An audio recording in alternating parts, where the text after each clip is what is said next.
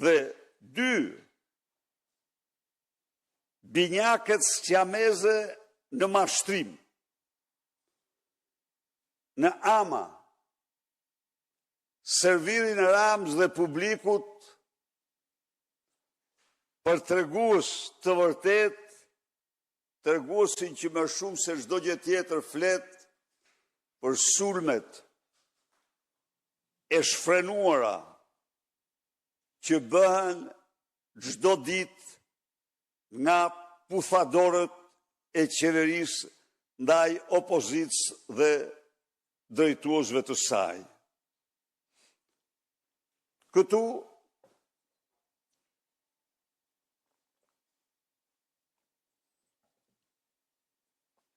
ftoj organizatat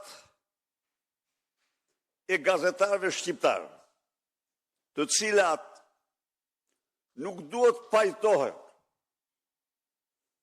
me një situatë të tillë dramatike pa barazie, të monitorojnë dhe të thonë shqiptarëve të vërtetën. Janë dhe 2 portale apo më shumë që merren me këto analiza, edhe ato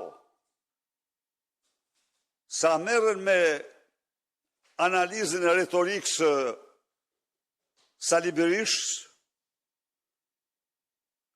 I sugjeroj më mirë të merren me të vërtetën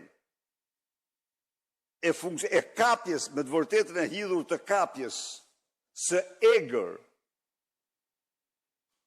të radio, të televizioneve kombëtare, private dhe shtetëror nga narkodiktatori Edi Rama. Faleminderit.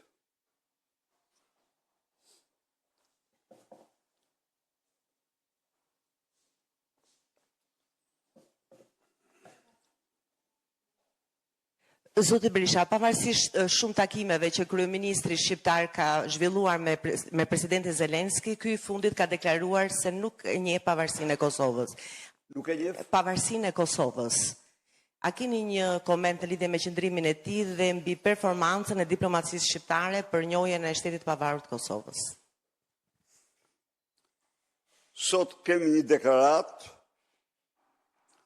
në të cilën ne shprehim keqardhje